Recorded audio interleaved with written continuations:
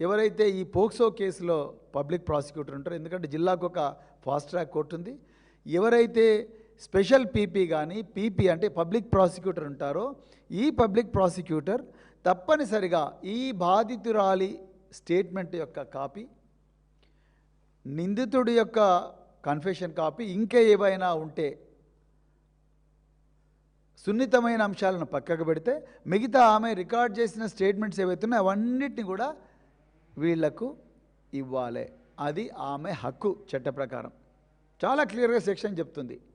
Section 193 BNSS కానీ, అదేవిధంగా section rule 4 of POCSO rules చెప్తుంది. అదేవిధంగా ఇక ఒక్క క్షణం పక్కకు పెడితే అదేవిధంగా సరే ఇప్పుడు దీనికి వద్దాం. అయితే ఇప్పటి వరకు నేను ఎందుకు ఈ విషయం మీ అందరికీ మళ్ళొకసారి మెమరీ రిఫ్రెష్ చేస్తున్నా అంటే, ఇది మామూలు విషయం కాదు. కేంద్ర హోంశాఖ సహాయ మంత్రి కొడుకే సాక్షాత్ ఇందులో అక్యూజ్డ్గా ఉన్నాడు, నిందితుడిగా ఉన్నాడు. కాబట్టి దీని గురించి మళ్ళొకసారి ప్రజలకు వాళ్ళ మెమరీని రిఫ్రెష్ చేయాల్సిన అవసరం ఉంది కాబట్టి చెప్తున్నా. అయితే నాకు ఈ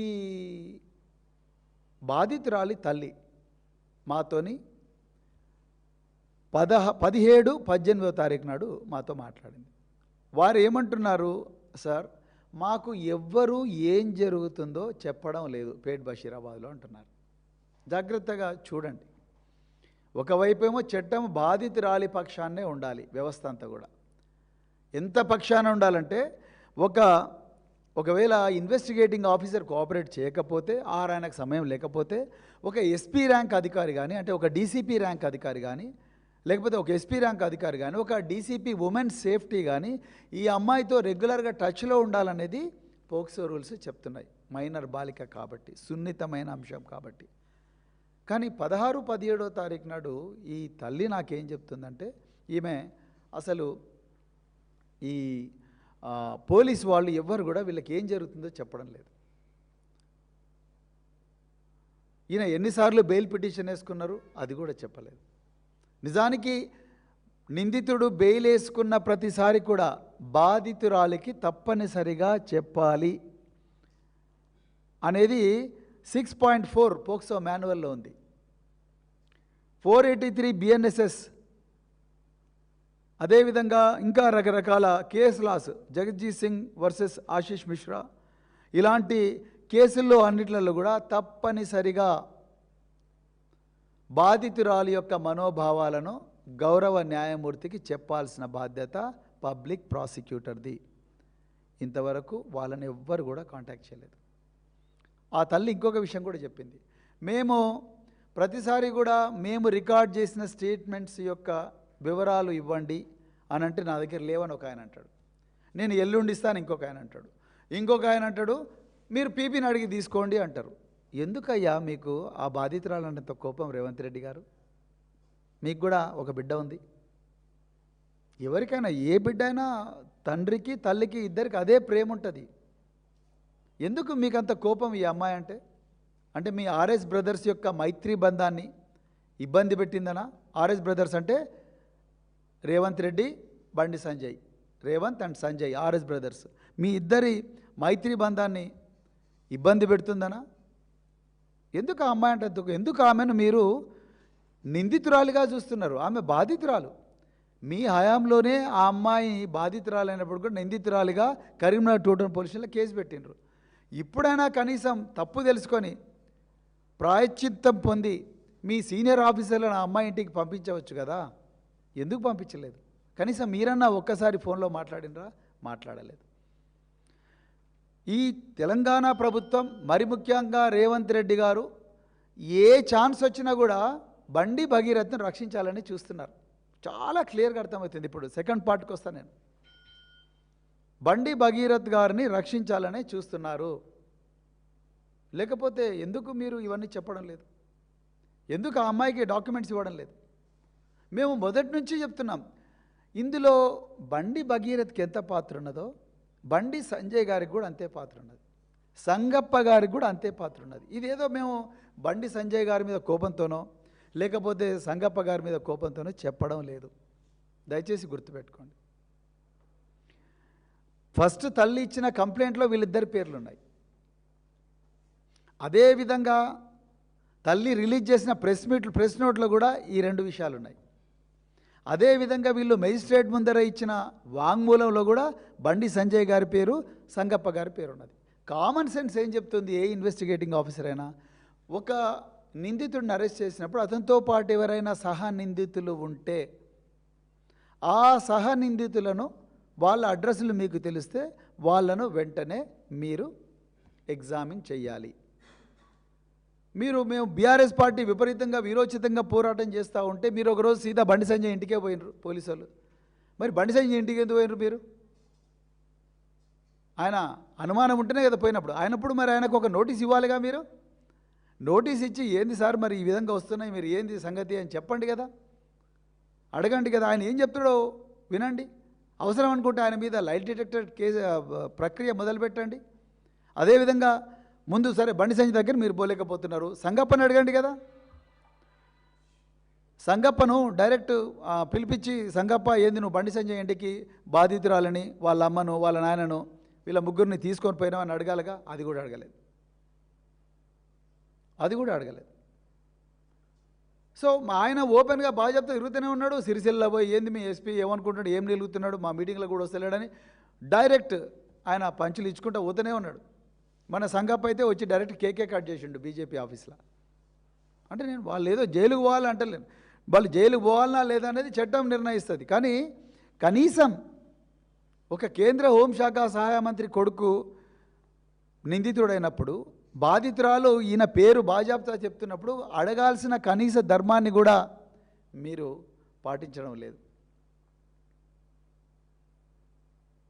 సో ఇదంతా తెలుసుకొని నేను 19వ తారీఖు నాడు, ఈ జూన్ 19వ తారీఖు నాడు ఒక ట్వీట్ చేసిన. బాధితురాలు ఈ విధంగా బాధపడుతున్నది, వాళ్ళమ్మ ఈ విధంగా బాధపడుతున్నది, ఆయన 3 సార్లు బెయిల్ పిటిషన్ వేసుకున్నారు, కానీ ఆ విషయం కూడా కనీసం బాధితురాలకి చెప్పలేదు అని నేను ట్వీట్ చేసిన వెంటనే నాకు తెలిసిన ఒక పెద్ద మనిషి, ఆయన పేరు చెప్పాల్సిన అవసరం లేదు, ఆయన ఆ రోజు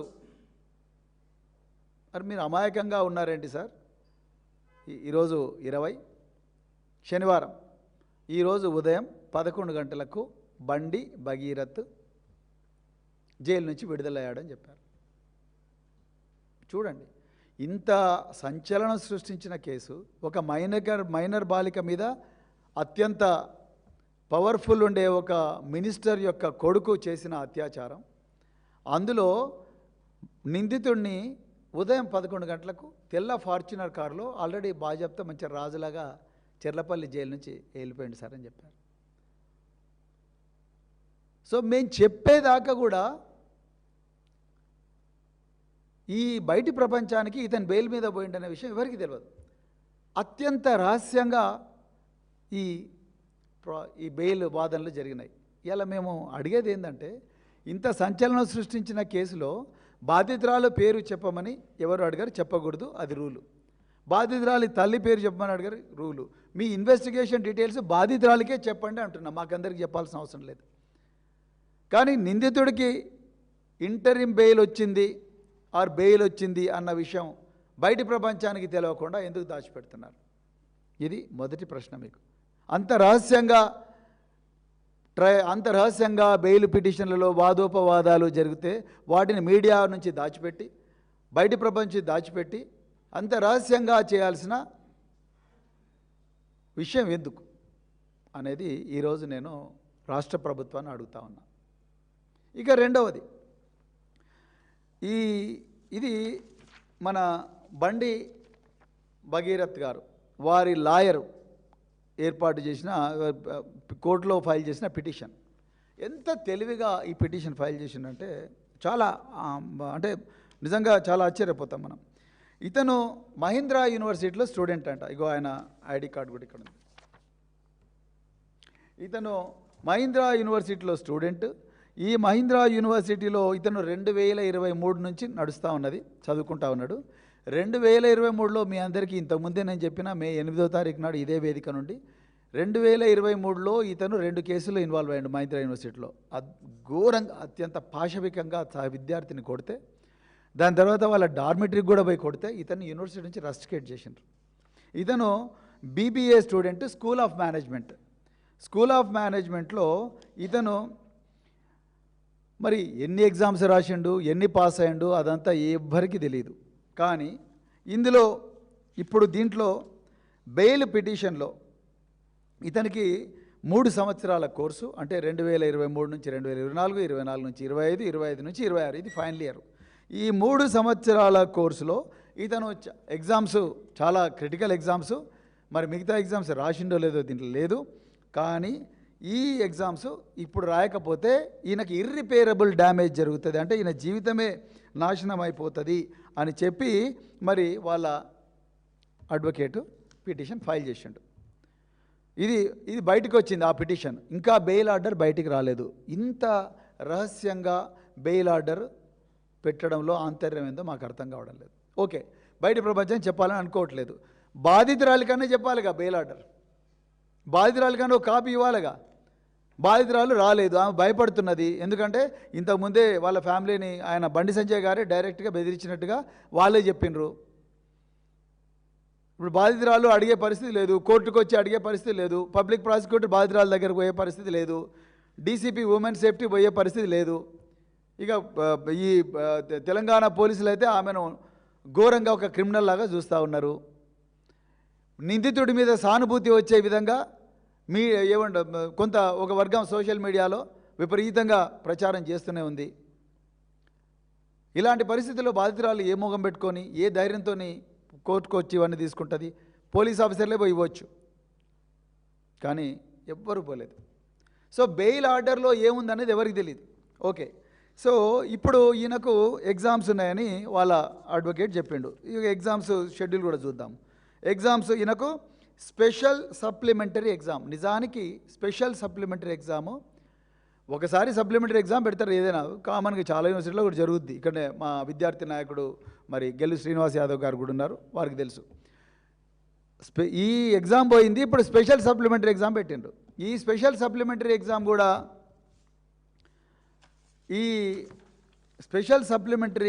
కూడా ఒక బ్యాచ్కి పెట్టేసిండ్రు. జూన్ 20కి అయిపోయినాయి స్పెషల్ సప్లిమెంటరీ ఎగ్జామ్.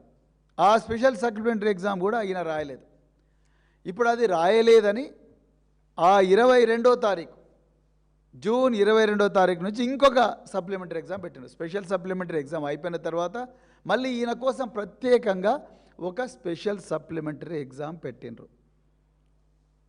నేను దీన్ని కూడా తప్పు పట్టడం లేదు. ఠీకే, ఒక విద్యార్థి పాస్ కావాలని మీరు అనుకుంటే పాస్ కాదు. నిజానికి బండి సాయి భాగీరథ్ ఎవరో మాకు తెలియదు, ఆయన కూడా ఒక విద్యార్థి. ఫర్ టైం బీయింగ్ అనుకుందాం. ఆయన చేసింది నేరమే, ఘోరమైన నేరం, కానీ ఆయన విద్యార్థి, ఆయనకు చదువుకునే హక్కు ఉన్నది.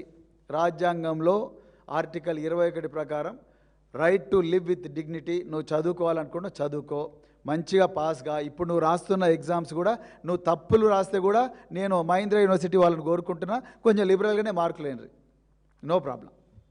ఆయన ఒకవేళ తప్పులు రాసినా లిబరల్గా మార్కులు వేసి మీరు పాస్ చేయండి. ఆయనకి ఎంబీఏ డిగ్రీ కూడా, బీబీఏ డిగ్రీ కూడా ఇవ్వండి, నో ప్రాబ్లం. మేమేం మీ పేపర్లో వచ్చి మళ్ళీ రీవాల్యుయేషన్ చేయమని మేము అడగం. మేము no, we are not going to ask that. కానీ మీరు ఈయన ఒక్కడికే ప్రత్యేకంగా ఎగ్జామ్ పెట్టడం కారణం ఏంటి? ఇంకా రెండవది చాలా ఇంపార్టెంట్ విషయం. ఈ చాలా తెలివిగా ఇందులో ఈ డిఫెన్స్ లాయర్ ఏమన్నాడు, ఈయన ఏమన్నాడు, ఈయనకు 22 నుంచి ఆన్వర్డ్స్ అని తెలివిగా ఏం రాశాడు, 22 జూన్ 2026 నుండి 5 రోజులు ఈయనకి ఎగ్జామ్స్ ఉన్నాయి. ఓకే, టీకా, 5 రోజులు ఎగ్జామ్స్ ఉన్నాయి. 3వ పారాగ్రాఫ్ చాలా కీలకమైన పారాగ్రాఫ్, ఎవరు దీన్ని గుర్తించడం లేదు. 3వ పారాగ్రాఫ్లో ఏమంటున్నారు,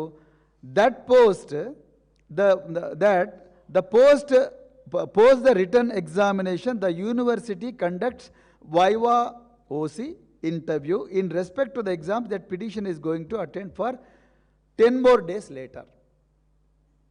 అంటే దీని అర్థం ఏందయ్యా అంటే, ఈ ఎగ్జామ్స్ రాసిన తర్వాత మళ్ళీ ఇతనికి ఇంకొక ఎగ్జామ్ ఉంటుంది.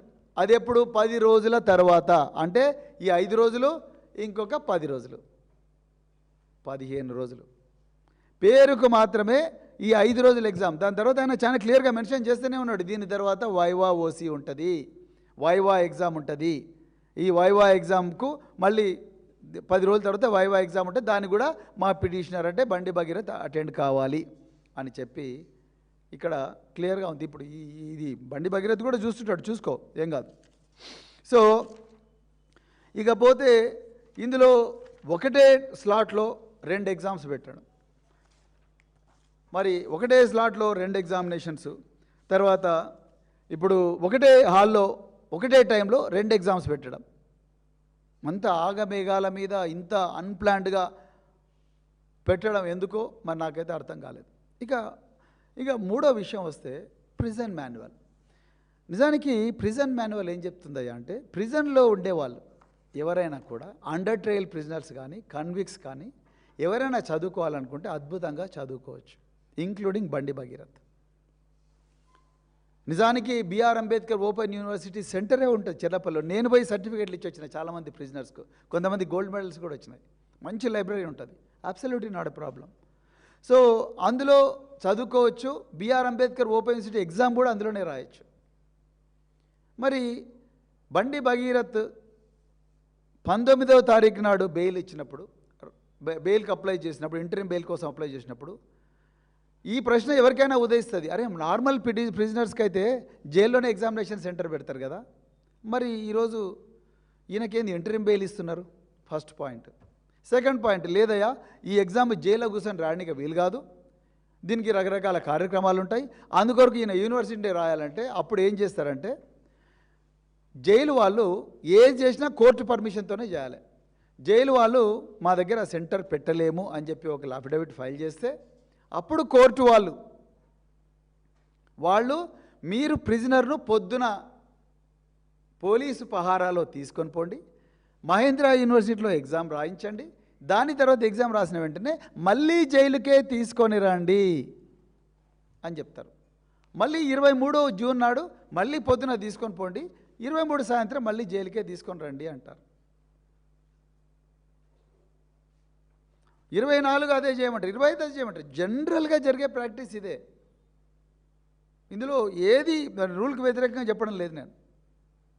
లేకపోతే మహీంద్రా యూనివర్సిటీనే అంబేద్కర్ ఓపెన్ యూనివర్సిటీ, ఉస్మాన్ యూనివర్సిటీలు ఏ విధంగా స్టడీ సెంటర్ పెడతారో అదే యూనివర్సిటీ అధికారులందరూ వచ్చి జైల్లో సెంటర్ పెట్టవచ్చు. ఏమున్నది, మంచి హ్యాపీగా రాసుకోవచ్చు. అదే కావేరీ బ్లాక్లో కూర్చొని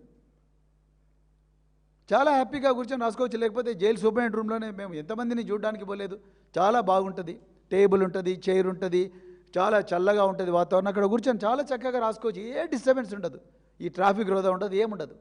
అంత ప్రశాంతమైన వాతావరణంలో ఇదే మహీంద్ర యూనివర్సిటీ పోయి అక్కడే రాయొచ్చు. కానీ ఇక్కడ ఏవీ జరగలేదు. నేను ఇవన్నీ మాన్యువల్ డౌన్లోడ్ చేసి వాటిని చూసి ఈరోజు నేను మాట్లాడుతున్నా.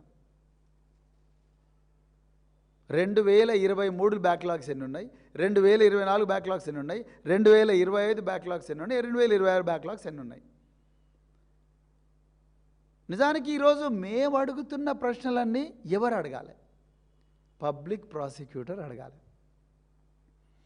పిటిషనర్ తరపు న్యాయవాది పిటిషనర్ గురించి కొట్లాడడంలో తప్పులేదు, చట్టమే చెప్తుంది, అదే కదా జ్యూరిస్ప్రుడెన్స్ అంటే. కానీ పిటిషనర్ తరపు న్యాయవాది ఇచ్చినవన్నీ కూడా పబ్లిక్ ప్రాసిక్యూటర్కి వచ్చినప్పుడు పబ్లిక్ ప్రాసిక్యూటర్ మేము అడుగుతున్న ప్రశ్నలను అడగాలి కదా. ఏమయ్యా ఈ ఎగ్జాము జైల్లో కూడా రాసుకోవచ్చు కదా, ఏమయ్యా ఎగ్జామ్ ప్రశాంతంగా రాసుకోవచ్చు కదా, ఏమైనా బుక్కులు కావాలంటే నిందితుడికి ఇవ్వండి కదా, హ్యాపీగా రాసుకోవచ్చు. ఆయన మహీంద్ర యూనివర్సిటీకి వచ్చే రాయాల్సిన అవసరం ఉంది, అది కూడా ఎగ్జామ్ రాసిన తర్వాత మళ్ళీ జైలుకు పోవచ్చు కదా. ఎందుకంటే రాష్ట్రాన్ని అతలాకుతలం చేసిన కేసు ఇది, మళ్ళీ జైలుకు పోవచ్చు కదా. ఇదే కేసు కాదు, ఏ కేసులను అట్లనే చేయాలి. మైనర్ బాలికలను వాళ్ళ మీద అఘాయిత్యం చేసిన ఏ నిందితుడికైనా కూడా ఇదే జరగాలి. కానీ ఇక్కడ ఇది జరగలేదు. అంటే రాష్ట్ర ప్రభుత్వం తప్పకుండా ఇందులో కావాలనే రిలాక్స్ చేసింది. అందుకొరకే వాళ్ళు బెయిల్ ఆర్డర్ బయటికి పెడతలేరు. పబ్లిక్ ప్రాసిక్యూటర్ ఈరోజు మేము ఏవైతే చెప్తున్నామో అవన్నీ కూడా వాళ్ళు చెప్పాలి. చెప్పి మీ లార్డ్షిప్ ఈ విధంగా చేయడానికి వీలు లేదు, ఇతను మామూలు వ్యక్తి కాదు, మహీంద్రా యూనివర్సిటీలో చాలామంది విద్యార్థులను కొట్టిన వ్యక్తి, ఈయన చూస్తే భయపడతారు. అదేవిధంగా ఇతను ఆ అమ్మాయి మీదనే ఉల్టా ఒక కేసు పెట్టిండు మీ లార్డ్షిప్ అని చెప్పి గౌరవ న్యాయమూర్తి గారిని కన్విన్స్ చేయాలి. అది కన్విన్స్ చేయకుండా మీరు బార్లో డోర్లు ఓపెన్ చేసిండు, ఆయన హ్యాపీగా బయటకు వచ్చిండు, తెల్లటి ఫార్చునర్ కారులో 21 తారీఖు నాడు ఎవ్వరికి తెలియకుండా హ్యాపీగా ఇంటికి వెళ్ళిపోయాడు. ఇవాళ ఎగ్జామ్ రాసిండు, మంచిగా రాయి ఎగ్జామ్, ఎవరొద్దన్నారు. నువ్వు కొంచెం 4 పేపర్లలో ఏదో గీకినా కూడా నీకు మార్కులు ఏమని మేమే అంటున్నాం. నీకు పాస్ కావాలి పాపం, జైల్లో నుంచి వచ్చి ఎగ్జామ్ రాయడమే మామూలు విషయం కాదు, రాయి మంచిగా రాయి, ఓకే నో ప్రాబ్లం. సో కానీ ఇక్కడ విషయం ఏంటయ్యా అంటే, మీరు కట్ చేస్తే ఇక్కడ తెలంగాణ పిల్లలు గమనించాలి. బల్క సుమన్ ఇప్పుడు చెంచల్ కూడా జైల్లో ఉన్నాడు. బల్క సుమన్ చెంచల్ కూడా జైల్లో ఉంటే ఆయనను జైలు నుంచి బయటికి రాకుండా గవర్నమెంట్ ఒక ఆర్డర్ ఇచ్చి స్పెషల్ పీపీని అపాయింట్ చేసింది. నేను ఇవాళ అడుగుతున్న రేవంత్ రెడ్డి గారు, మీరు బల్క సుమన్ జైలు నుంచి బయటికి రాకుండా ఆయన మీ అన్యాయాల్ని, అక్రమాలను, సింగరేణిలో జరుగుతున్న అక్రమాలను వీటన్నిటిని ప్రశ్నిస్తున్నారని, మీరు ఆయన గొంతు నొక్కాలని చెప్పేసి మీరు స్పెషల్ పబ్లిక్ ప్రాసిక్యూటర్ని పెట్టి లోయర్ కోర్టు పోలీసు కస్టడీని రిజెక్ట్ చేసినా కూడా మీరు హైకోర్టులో పోయి అప్పీల్ చేసిండ్రు. మరి ఈ కరెక్ట్ ఇక్కడనే కట్ చేస్తే మేడ్చల్ మల్కార్గిరి కోర్టులో ఒక స్పెషల్ పీపీని ఎందుకు అపాయింట్ చేయలేదు రేవంత్ రెడ్డి గారు? ఈ కేసులో ఒక సిట్ ఎందుకు వేయలేదు? మీరు స్పెషల్ ఇన్వెస్టిగేషన్ టీం ఎందుకు వేయలేదు? ఎందుకు మీ ఆఫీసర్లు ఆ అమ్మాయి ఇంటికి పోవడం లేదు? ఆ అమ్మాయికి 164 స్టేట్మెంట్లు ఎందుకు ఇవ్వడం లేదు? ఎందుకంటే మీకు తెలుసు ఆ అమ్మాయి 164 స్టేట్మెంట్ వచ్చిన వెంటనే బండి సంజయ్ జైలుకు పోవాల్సి ఉంటుంది. చాలా క్లియర్గా అర్థమవుతున్నది. మరి ఇవాళ నేను బీజేపీ నాయకులు కూడా అడుగుతున్నా, బంగారు లక్ష్మణ్ ఆయన ఏదో ₹1,00,000 తీసుకుంటున్నారని మీడియాలో ఆపరేషన్ దుర్యోధన ఏదో వస్తే తేల్కా వాళ్ళు ఏదో ఆపరేషన్ చేస్తే ఆ తేల్కా ఆపరేషన్లో ఆయన ₹1,00,000 తీసుకుంటారని ఆగమేఘాల మీద మరుసటి రోజే ఆయనను నేషనల్ ప్రెసిడెంట్ సస్పెండ్ చేసిండ్రు. ఎందుకు? ఆయన మాదిగా, ఆయనకి ఎవరు లేరు. పాపం ఏం చేసిండు ఆయన? నేషనల్ ప్రెసిడెంట్ సాగిపోయిండు ఒక మాదిగా సమాజంలో బట్టి. అణచివేయబడ్డ వర్గాల నుంచి వచ్చి అంత స్థాయికి పోయిండు. ఒక్కరోజు కూడా దయాదాక్షిణ లెక్క కథం చేసిన ఆయన బయటకు పంపించేసిండు. గుండెపోటు వచ్చి చచ్చిపోయాడు పాపం పెద్ద మనిషి. మరి ఇలా బండి సంజయ్ని ఎందుకో సస్పెండ్ చేస్తలేరు? మరి ఆయన చేసిన తినడం తక్కువనా? బేటీ బచావో బేటీ పడావో అంటారు. బేటీ బచావో బేటీ పడావో అంటే మరి ఈయననేమో బేటా బచావో అంటున్నాడు. సో ఆయననేమో మీరు ముట్టుకుంటలేరు. ప్రధానమంత్రి రేవంత్ రెడ్డి, బండి సంజయ్ ముగ్గురు అలాయ్ బలాయ్ తీసుకొని కడుపుబ్బా నవ్వుకుంటున్నారు. ఒకవైపు ఆ అమ్మాయి ఇంట్లో కూర్చొని ఏడుస్తున్నది, తల్లి ఏడుస్తున్నది, తెలంగాణ మహిళలందరూ రోడ్డెక్కినరు. ఇది ఈరోజు మీరు చేస్తున్నది. సో అందుకొరకు మేము ఈ విషయంలో మళ్ళీ బీఆర్ఎస్ పార్టీ తప్పకుండా సీరియస్గా తీసుకుంటుంది. ఈ బండి భగీరథ్ ఏదైతే ఇంటరిం బెయిల్ ఉందో ఆ ఇంటరిం బెయిల్ విషయంలో మళ్ళీ గౌరవ న్యాయమూర్తులు పునరాలోచించాలి. ఇది కరెక్ట్ కాదు. ఆ అమ్మాయి భయంలో ఉన్నది. ఆ అమ్మాయికి డాక్యుమెంట్లు ఇవ్వట్లేదు. ఏ పోలీస్ అధికారి కూడా ఆ అమ్మాయి దగ్గరికి పోవట్లేదు. ఇంతవరకు మరి ఆగమేఘాల మీద ఇంట్రాగేట్ చేసిన వాళ్ళు మేము అరెస్ట్ చేసినాం అది ఇది అని చెప్పి డిష్యూమ్ చేసి పట్టుకున్నాం బండి భగీరథ్ను ఎకో పార్క్ ఎదురుగా అన్నోళ్ళు మరి ఎందుకయ్యా ఇంతవరకు ఛార్జ్షీట్ ఫైల్ చేస్తలేరు?